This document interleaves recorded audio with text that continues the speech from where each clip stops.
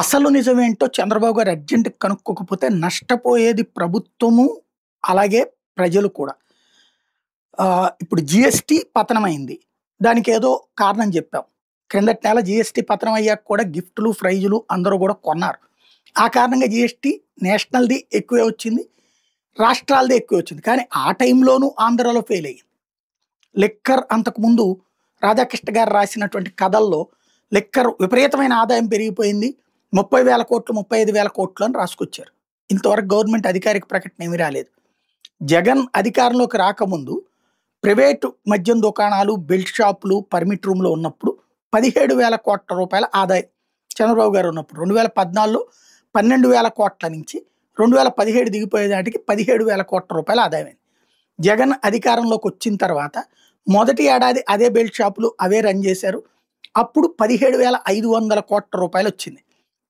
ఆ తర్వాతన కరోనా టైంలో కూడా 18,000 కోట్లు, 19,000 ఇట్లా కోట్లు పెరిగి మొత్తం ప్రభుత్వ మద్యం దుకాణాలే నడపడం, వేరే బెల్ట్ షాపులు, పర్మిట్ రూమ్స్ నియంత్రించడం, వీటి ఇంపాక్ట్ 25,000 కోట్లకి 2024లో జగన్ దిగిపోయే నాటికి ఆదాయం.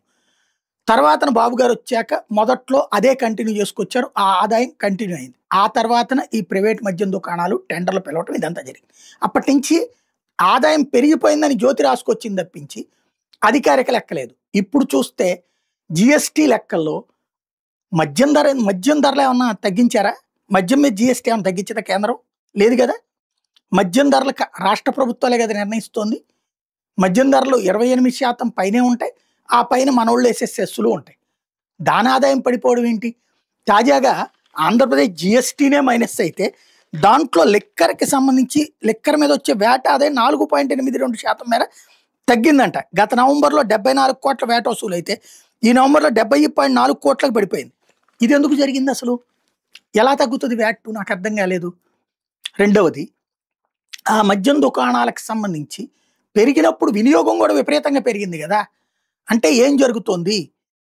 నాన్ ట్యాక్స్ పెయిడ్ లిక్కర్ ఏవైతే ఉన్నాయో అదేదో ఇక్కడికి దిగుమతి అవుతుంది, లేదా కల్తీ లిక్కర్ విపరీతంగా సర్క్యులేట్ అవుతుందేమో. ఇది క్రాస్ చెక్ చేసుకోవాలి. బాబు గారు మార్చిన విధానంతో రూపాయి ఎక్కువ వస్తుంది అనుకున్నారు.